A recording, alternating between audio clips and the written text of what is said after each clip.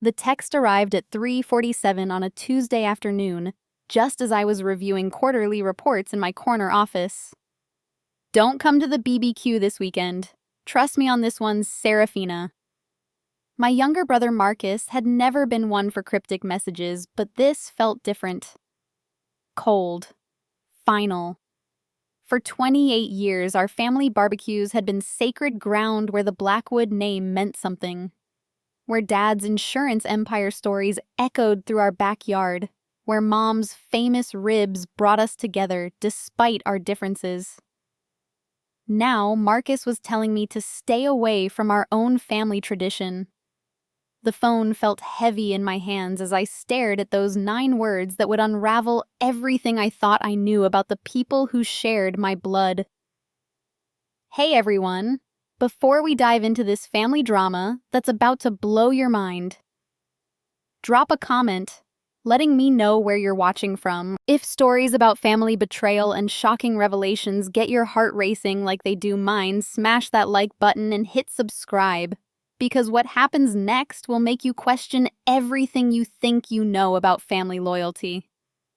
Trust me, you won't want to miss how this revenge story unfolds. The weeks leading up to that text had been strange, filled with hushed phone conversations that stopped when I entered rooms, and family dinners where everyone seemed to be performing rather than simply being present. As the eldest child, and now Chief Financial Officer of Blackwood Insurance Solutions, the company our father built from nothing, I had always been the responsible one. The one who stayed late to balance books, who sacrificed weekend plans for client emergencies, who put family legacy above personal desires. But something had shifted in the family dynamic recently. Marcus, who worked in our marketing department, had been avoiding eye contact during meetings. My youngest sister, Celestine, usually bubbly and talkative, had become withdrawn whenever I was around. Even Mom seemed different, offering forced smiles instead of her usual warm embraces. Dad, now 72 and supposedly retired, but still coming to the office daily, had been having closed-door meetings with Marcus that excluded me entirely. The first real red flag appeared 3 months ago when I noticed discrepancies in our quarterly financial reports. Small amounts at first, maybe $5,000 here, $10,000 there, buried in marketing expenses and promotional costs. As someone who had been managing our books for 6 years, I knew our spending patterns like my own heartbeat. These irregularities felt intentional, calculated, hidden. I started digging deeper, staying after hours to cross-reference invoices with actual deliverables. Marketing campaigns that supposedly cost $50,000 but had no corresponding advertising purchases. Promotional events that charged the company $30,000 but never actually happened. Vendor payments to companies that existed only on paper, with addresses that led to empty lots or abandoned buildings. The deeper I dug, the more nauseated I became. This wasn't just creative accounting or loose oversight. This was systematic embezzlement, and the trail led straight to Marcus and his supposed marketing initiatives. But what made my stomach truly churn was discovering that the unauthorized transfers had been approved by someone with executive access. Someone who knew our internal systems intimately. Someone I trusted completely. My father's digital signature appeared on every single fraudulent transaction. The night before I received Marcus's text, I had finally gathered enough evidence to confront them. Bank statements forged, invoices, emails discussing alternative compensation packages. And most damning of all, a recorded conversation I had accidentally captured during a late-night office session where I heard Dad's voice clearly stating, "Seraphina doesn't need to know about the adjustments. She's too rigid, too by the book. This family business requires flexibility." The betrayal cut deeper than any knife. The man who had taught me the value of honest work, who had preached integrity in business dealings, who had made me promise to protect our family legacy, had been systematically stealing from his own company. And Marcus, the brother I had mentored through college, who I had personally recommended for his position, was his willing accomplice. But the worst part wasn't the money they had stolen. It was the realization that they had been planning to frame me for their crimes. Among the documents I discovered was a draft email never sent, but saved in Dad's computer, detailing how they suspected I had been embezzling funds, and how they were reluctantly going to have to report me to authorities. They had been preparing to make me the scapegoat for their own theft, to destroy my reputation and career, to save themselves. The barbecue wasn't just a family gathering. It was supposed to be the stage for my public humiliation, where they would announce their discovery of my supposed crimes to our extended family business partners and community leaders who always attended our annual events. Marcus's text wasn't meant to protect me from embarrassment. It was meant to protect them from having to look me in the eye while they executed their betrayal. Thursday morning brought unexpected visitors to my office. I was still processing the emotional earthquake of discovering my family's betrayal when Marcus walked through my door, flanked by my sister-in-law, Jennifer. But they weren't alone. Behind them came Dad, wearing his most serious expression, and Mom, whose eyes refused to meet mine. The sight of them all together, clearly having planned this intervention, made my hands shake with rage.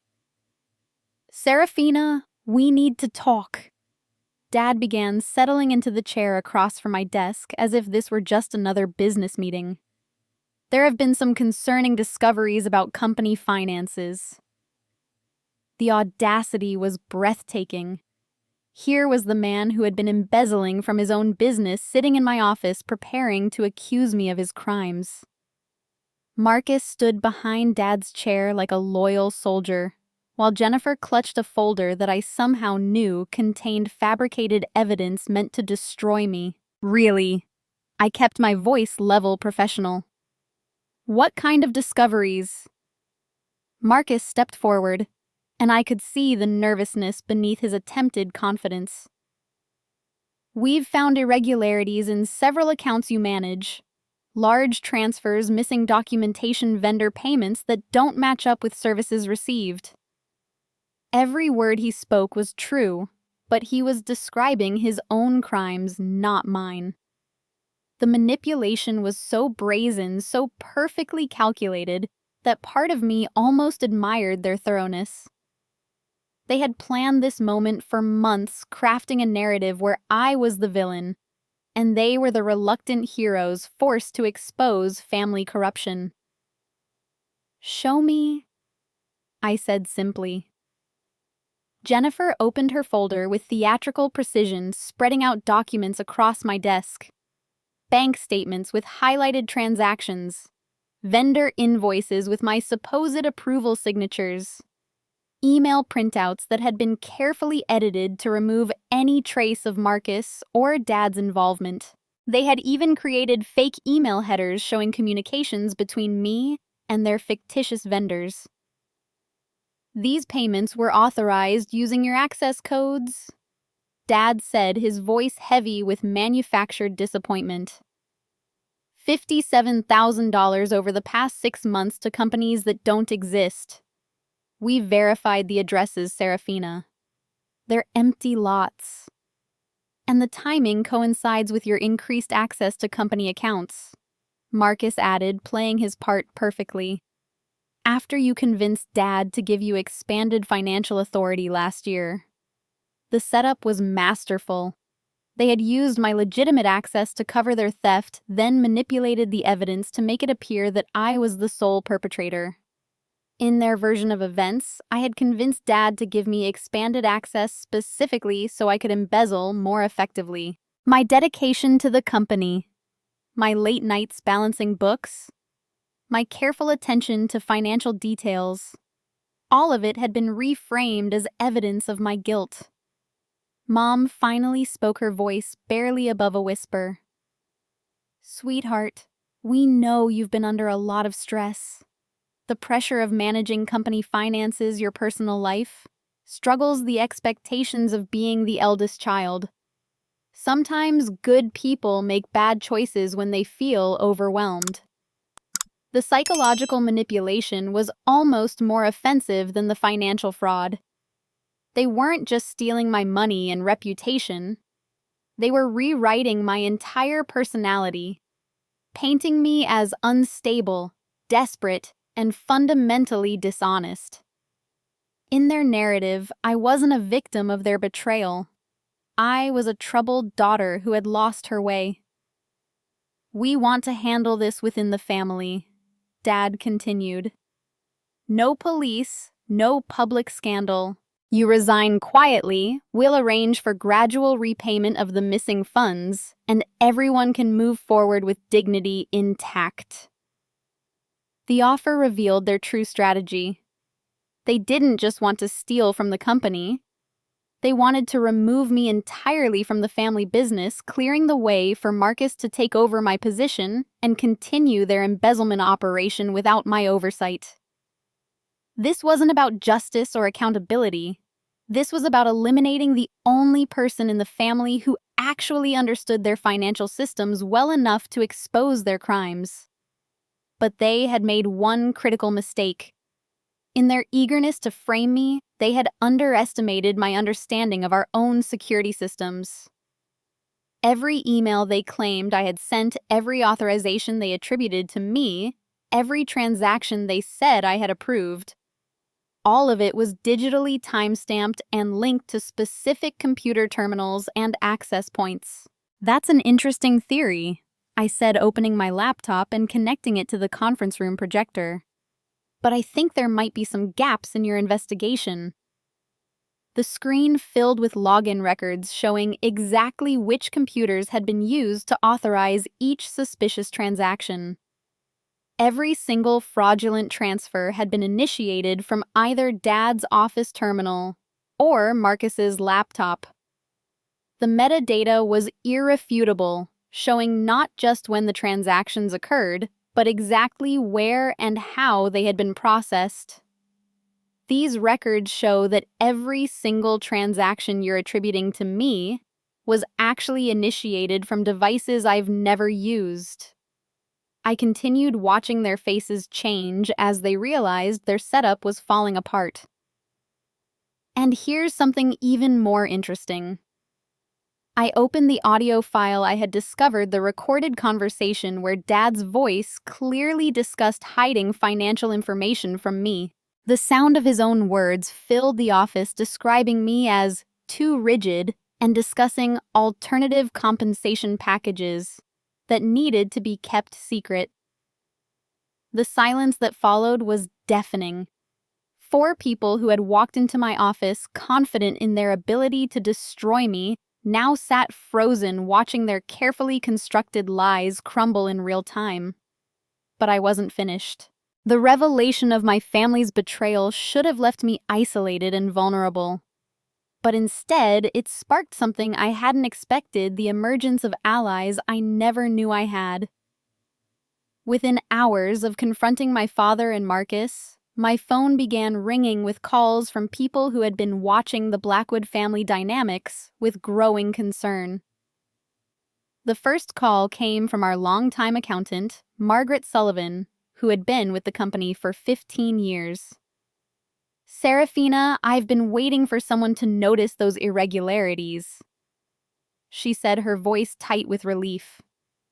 "I tried to bring concerns to your father months ago, but he told me you were handling those accounts personally and that I should direct any questions to you. When I tried to ask you about them, you had no idea what I was talking about, and I started putting pieces together." Margaret had been keeping her own records, documenting suspicious transactions and noting patterns that didn't match normal business operations.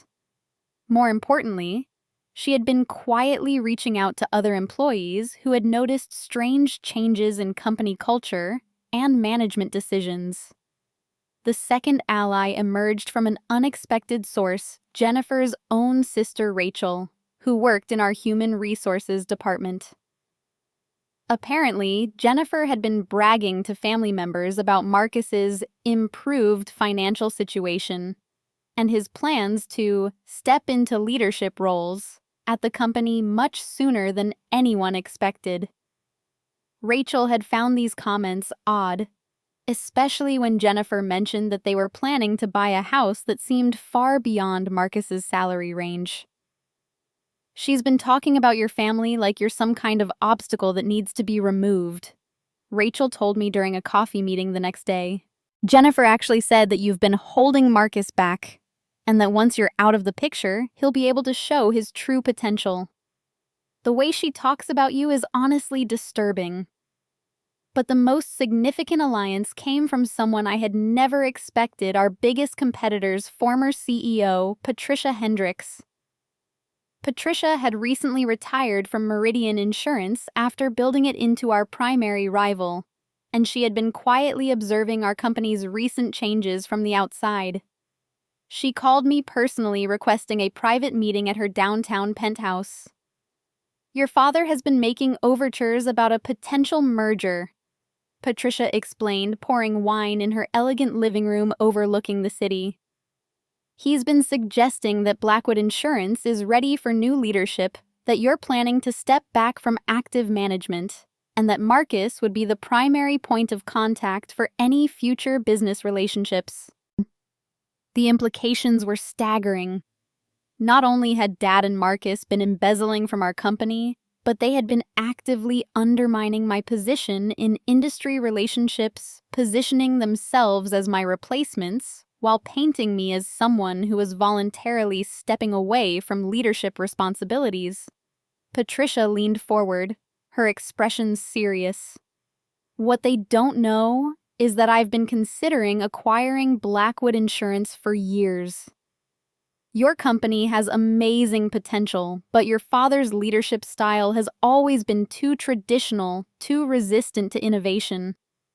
I've been waiting for the right moment to make an offer, and frankly, I was hoping that moment would come when you took full control." She had a proposal that took my breath away. Patricia wanted to offer me a partnership that would essentially allow me to maintain control of Blackwood Insurance while benefiting from Meridian's resources and market position. But she needed to know that I could handle the internal family politics that were clearly threatening the company's stability.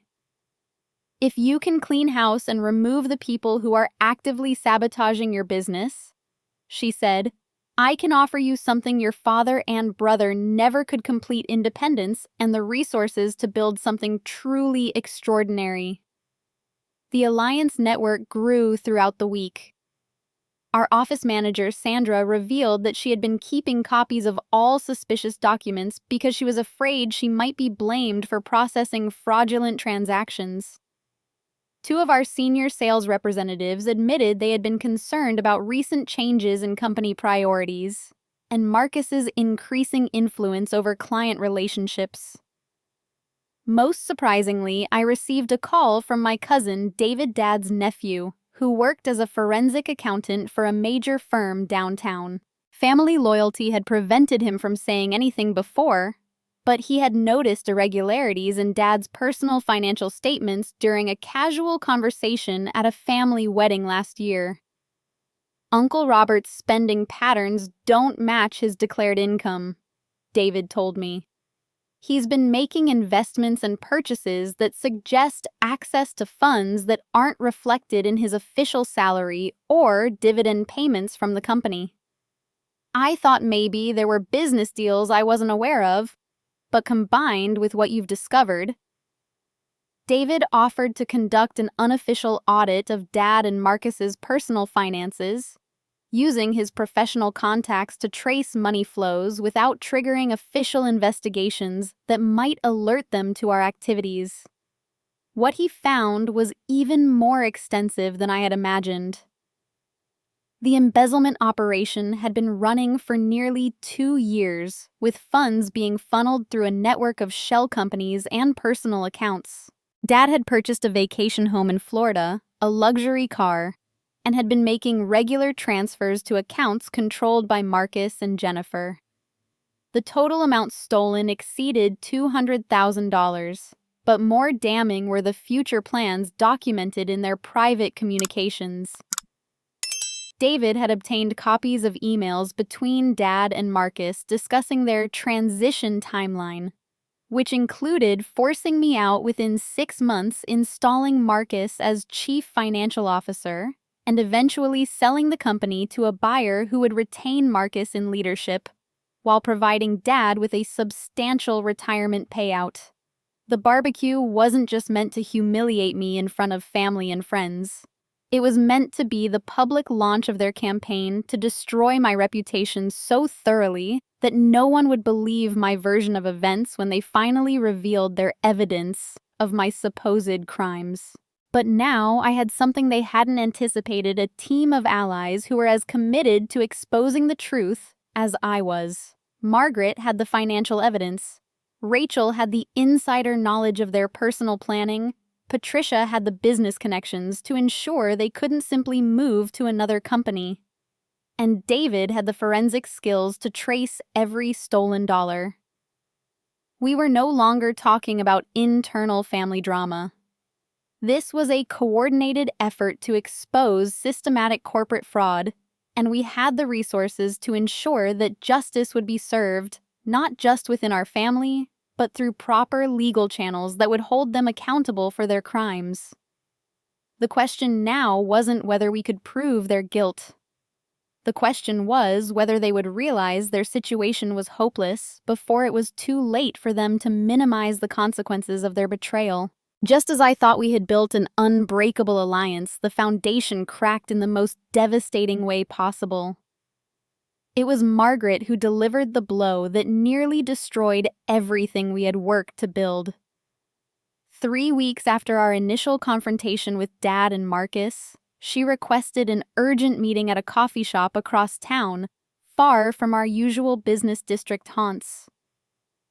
"Seraphina, I need to tell you something," she began, her hands shaking as she gripped her coffee cup. "Your father approached me yesterday. He knows about our investigation." The words hit me like ice water. We had been so careful, so methodical in gathering evidence while maintaining normal workplace routines. But somehow, Dad had discovered our activities and had moved to neutralize our biggest asset. He offered me a promotion. Margaret continued, unable to meet my eyes. Senior Vice President of Financial Operations, a 50% salary increase, and full control over all accounting procedures. But there's a condition. I already knew what was coming, but I needed to hear her say it. "He wants me to testify that you've been pressuring me to falsify records, that you've been forcing me to cover up your embezzlement activities, and that I only agreed because I was afraid of losing my job." Her voice broke as she continued. "Seraphina, I have 3 kids and a mortgage. My husband lost his job 6 months ago, and we're barely making ends meet. This promotion would change everything for my family." The betrayal was perfectly calculated. Dad understood that Margaret was our key witness, the person who could authenticate the financial evidence we had gathered. By turning her against me, he wasn't just neutralizing a threat, he was creating a powerful ally who could provide credible testimony supporting his version of events. But the devastation went deeper than losing Margaret's support. She had been privy to all our investigation strategies, our evidence collection methods, and our timeline for exposing Dad and Marcus. Now, all of that information was in their hands, allowing them to prepare counter-strategies and potentially destroy evidence before we could act. "There's more," Margaret whispered.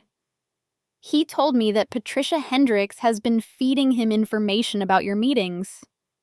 Apparently, she never intended to help you build independence from your family. She's been working with your father all along to acquire Blackwood Insurance at a reduced price by creating internal chaos that would force a desperate sale. The revelation hit me like a physical blow. Patricia's offer of partnership, her resources for fighting back against family betrayal, her promises of independence, all of it had been an elaborate deception designed to manipulate me into destabilizing my own company from the inside. Patricia has been reporting every detail of our conversations to your father. Margaret continued. Your plans, your evidence, your allies, everything. She convinced him that the best way to neutralize your threat was to let you think you were building a case against him while actually providing him with all the information he needed to destroy you completely. The scope of the conspiracy was breathtaking. Not only had my father and brother been embezzling from our company, but they had been working with our biggest competitor to orchestrate a takeover that would benefit everyone except me. Patricia's interest in acquiring Blackwood Insurance was real, but her strategy involved eliminating me as a factor by supporting Dad's efforts to frame me for crimes I hadn't committed. Margaret pulled out a folder containing copies of emails between Patricia and Dad detailing their collaboration.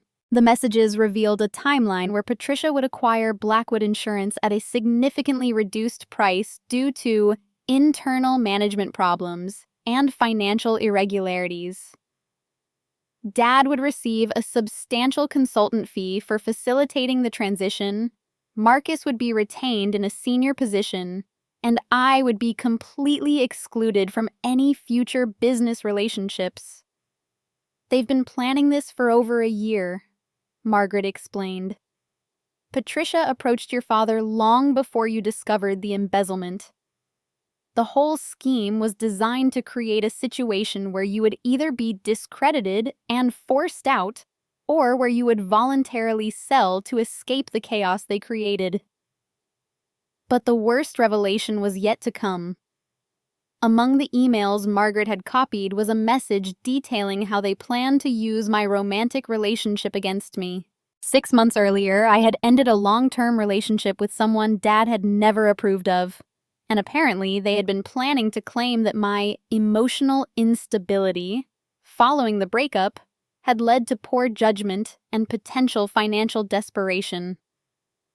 They have a psychiatrist prepared to testify about the psychological profile of someone who might embezzle during personal crisis, Margaret said. They've been building a complete character assassination strategy that paints you as emotionally unstable, financially desperate, and prone to making impulsive decisions that harm the family business. The betrayal network extended even further than I had imagined. Jennifer had been documenting my behavior at family gatherings, creating a record of supposed mood swings and erratic decisions. Mom had been collecting examples of my controlling behavior toward family members, building a case that I was becoming increasingly isolated and resentful of others' success. Even my sister Celestine had been recruited to provide testimony about my jealousy of Marcus's marketing successes and my inappropriate reactions to Dad's suggestions about company management. Every family interaction for the past year had been carefully observed and documented, creating a comprehensive psychological profile that would support their claims about my mental state and decision-making capacity. Seraphina. I'm scared, Margaret admitted. They know about Rachel's involvement, about David's financial investigation, about everyone who's been helping you. Your father has been building counter-strategies for weeks, and he's ready to destroy anyone who supports your version of events. The meeting ended with Margaret's decision to accept Dad's offer and testify against me. I couldn't blame her for choosing her family's financial security over abstract principles of justice, but her defection left me in a seemingly impossible position. My key witness was now working for the opposition. My supposed business ally had been manipulating me from the beginning, and my family had been systematically building a case against me for over a year. Walking back to my car, I felt the weight of complete isolation. Everyone I had trusted had either betrayed me or been turned against me through manipulation and financial pressure. The evidence I had gathered was now meaningless because the people who could authenticate it were either working for Dad or too frightened to speak out. But as I sat in my car reviewing everything that had happened, I realized that their overconfidence might have created an opportunity I hadn't seen before. In their eagerness to neutralize every threat, they had revealed the full scope of their conspiracy, including details about Patricia's involvement and the timeline for their planned takeover. More importantly, they had made one critical assumption that might prove to be their downfall. They assumed that losing Margaret's support would leave me powerless and isolated. What they didn't know was that I had been recording every conversation, documenting every meeting, and building evidence files that didn't depend on witness testimony. The game had changed, but it wasn't over. If anything, learning the true scope of their betrayal had clarified exactly what I was fighting against and what I needed to do to win. The week following Margaret's betrayal was the darkest period of my life, but it also became the foundation for the most satisfying victory I could have imagined. Sitting alone in my apartment, surrounded by boxes of evidence that seemed meaningless without credible witnesses, I made a decision that would change everything. I was going to stop playing defense and start playing offense. The first breakthrough came from an unexpected source. David, my forensic accountant cousin, called with news that made my heart race. Seraphina, they made a mistake. A big one. His excitement was palpable even over the phone. In their rush to cover their tracks after learning about our investigation, your father and Marcus started moving money around to hide assets. But every transfer they've made in the past 2 weeks has created a fresh digital trail that's even easier to follow than the original embezzlement. David had been monitoring their financial activities through his professional databases, and their panicked asset shuffling had actually strengthened our case rather than weakening it. They've been transferring funds between accounts, purchasing and immediately selling investments, and even attempting to create backdated documentation for some of their shell companies. Every single one of these actions is a separate crime, and they're all happening in real time while we're watching. But the real game changer came when David introduced me to someone who would prove to be the most powerful ally I could have imagined, Special Agent Sarah Martinez from the FBI's Financial Crimes Division. David had worked with Sarah on previous cases, and when he explained the scope of what we had discovered, she immediately recognized the federal implications of the conspiracy. What you're describing isn't just embezzlement, Sarah explained during our first meeting at a downtown government building. The involvement of Patricia Hendricks and the interstate nature of some of these transactions makes this a federal case involving conspiracy, wire fraud, and potentially racketeering charges. Sarah's expertise revealed layers of criminal activity that I hadn't fully understood. The shell companies Dad and Marcus had created weren't just vehicles for hiding stolen money. They had been used to create false invoices that were then submitted to our insurance clients as legitimate business expenses. This meant that their crimes extended beyond stealing from our family company to defrauding our clients and potentially affecting insurance claims and settlements. Your father and brother have been essentially operating a criminal enterprise, Sarah continued, and Patricia Hendricks' involvement in manipulating the situation for business advantage could constitute commercial bribery and conspiracy charges that carry serious federal penalties. But Sarah brought more than just legal expertise to our alliance. She had the resources to conduct surveillance, monitor communications, and gather evidence through methods that were far beyond anything I could have managed independently. Within 72 hours of our first meeting, she had obtained warrants for monitoring Dad and Marcus's phone calls, emails, and financial transactions. The information we gathered through federal surveillance was astounding. Not only were Dad and Marcus continuing their embezzlement activities, but they were actively planning to accelerate their timeline due to concerns about my investigation. Phone calls between Dad and Patricia revealed plans to force a company sale within 30 days, using fabricated financial crisis reports to justify desperate measures. More damning were recorded conversations between Marcus and Jennifer, where they discussed their plans for my complete destruction and their excitement about the lifestyle they would enjoy once they had eliminated the Seraphina problem forever. Jennifer had been researching expensive homes in exclusive neighborhoods, planning vacations to Europe, and even discussing private school options for children they hoped to have in the future. Sarah also uncovered evidence of witness intimidation that I hadn't been aware of. Dad had been pressuring other employees beyond Margaret, offering promotions and bonuses to people who would support his version of events, while making subtle threats against anyone who might consider helping me. Rachel from Human Resources had been told that her position might be restructured if she continued to be influenced by family political drama. But the most shocking revelation came from surveillance of Patricia Hendricks's communications with Dad. Their conspiracy extended far beyond Blackwood Insurance. Patricia had been using similar strategies to manipulate family-owned businesses throughout the region, identifying companies with internal conflicts and then exploiting those conflicts to facilitate hostile takeovers at reduced prices. "She's done this before," Sarah explained, showing me files documenting 3 other cases where Patricia had manipulated family business disputes to her advantage.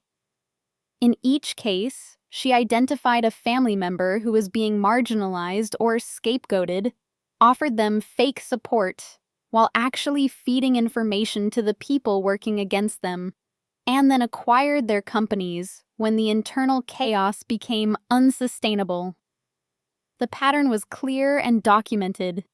Patricia Hendricks wasn't just an opportunistic business competitor. She was a serial predator who specialized in destroying families to build her business empire. And my family had made themselves perfect targets by allowing greed and favoritism to override their judgment and loyalty. Armed with federal resources and clear evidence of ongoing criminal activity, we developed a strategy that would expose the entire conspiracy while ensuring that justice would be served through proper legal channels.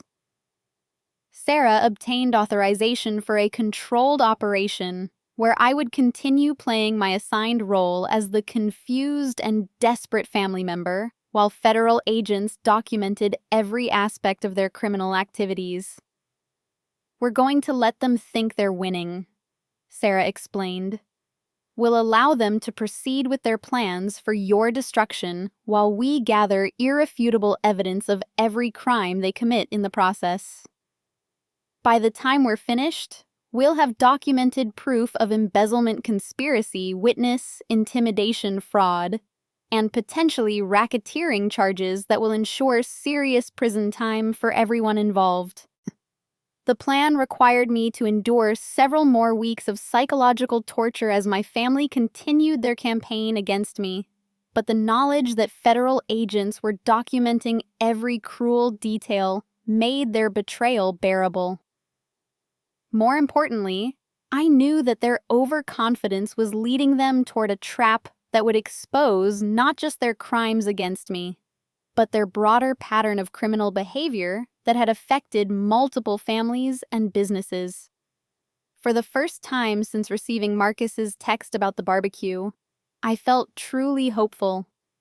Not just about clearing my name or saving my company, but about ensuring that the people who had chosen greed over family loyalty would face consequences that matched the scope of their betrayal. The day of reckoning arrived on a crisp October morning, exactly 2 months after Marcus had sent that fateful text about the barbecue. Federal agents executed simultaneous raids on Dad's home office, Marcus and Jennifer's apartment, Patricia Hendricks's corporate headquarters, and our company building. The coordination was flawless, ensuring that no evidence could be destroyed, and no conspirators could warn each other about the investigation.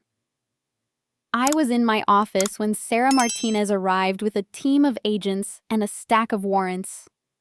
The sight of federal law enforcement walking through our family business should have been traumatic, but instead, I felt an overwhelming sense of relief. After months of psychological warfare and emotional manipulation, the truth was finally being revealed through official channels that no one could dismiss or discredit. The evidence they seized exceeded even our expectations. Dad's home office contained detailed financial records documenting every stolen dollar, along with handwritten notes outlining strategies for destroying my reputation and credibility. Marcus's computer held emails discussing their celebration plans for after my final elimination from the company, including vacation bookings and luxury purchases they planned to make with stolen funds. But the most devastating evidence came from Patricia Hendricks's files, which contained detailed psychological profiles of me and other family members, along with strategic timelines for manipulating our family conflicts to facilitate her acquisition goals. She had been treating our family tragedy as a business opportunity, documenting our emotional vulnerabilities and planning exploitation strategies with cold, calculated precision.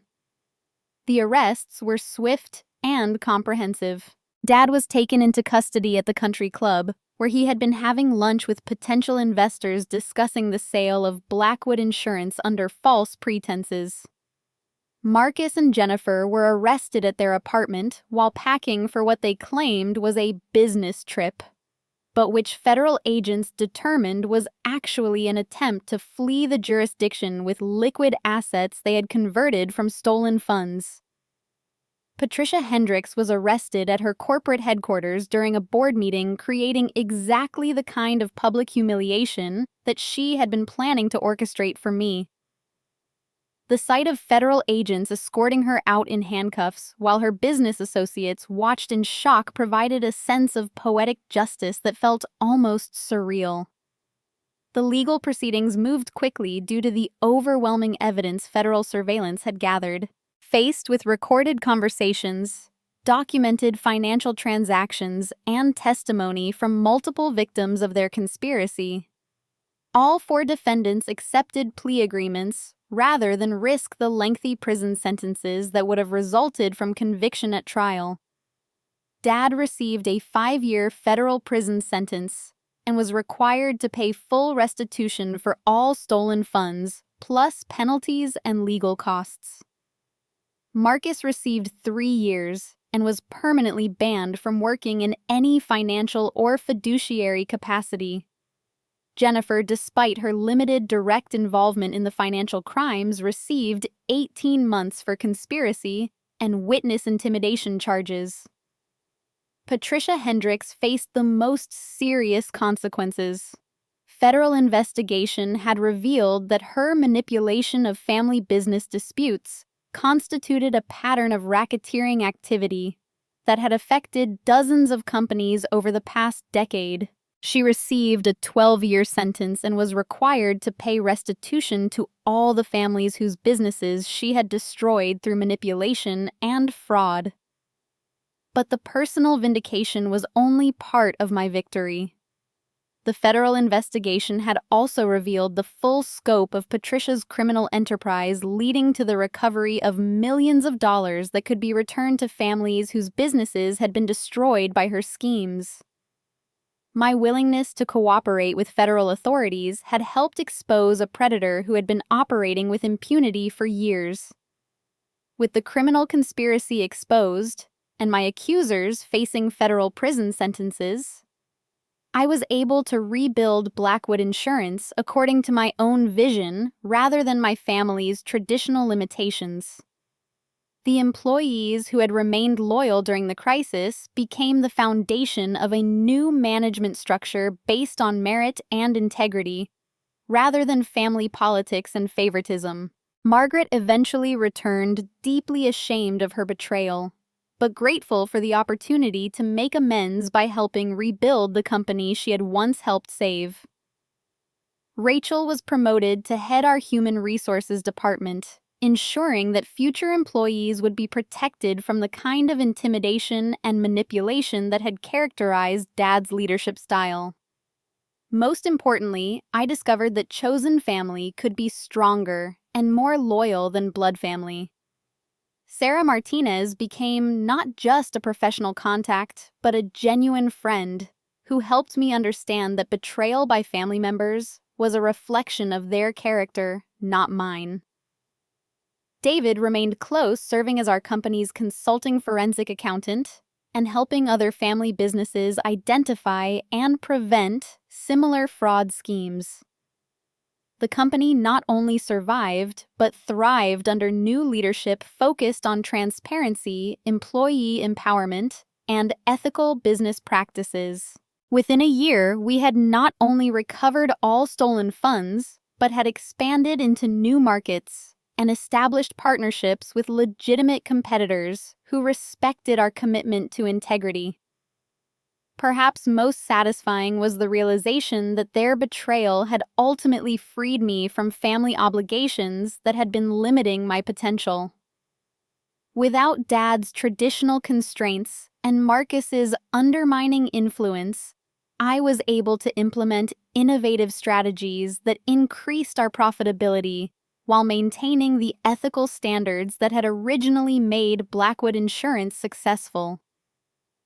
The barbecue that was supposed to destroy my reputation became an annual celebration of survival and renewal, where employees and genuine friends gathered to commemorate not just company success, but personal growth and the power of choosing integrity over convenience. As I reflect on this journey from betrayal to justice, I realize that sometimes the people who try to destroy us actually give us the opportunity to become stronger than we ever imagined possible. My family chose greed over loyalty, but that choice revealed my own capacity for resilience, strategic thinking, and moral courage that I might never have discovered otherwise. Have you ever experienced family betrayal that initially felt devastating, but ultimately led to personal growth and stronger relationships? Does this story of justice and karma resonate with your own experiences of standing up against people who underestimated your strength and determination? I would love to hear your thoughts and experiences in the comments below. If stories about family revenge and justice served inspire you like they inspire me, please hit that like button and subscribe for more real-life drama and life lessons. Share this story with anyone who needs to remember that choosing integrity over family loyalty can sometimes be the most powerful decision we ever make. Thank you for joining me on this journey, and remember that sometimes the best revenge is simply refusing to let other people's betrayal define your worth or limit your potential.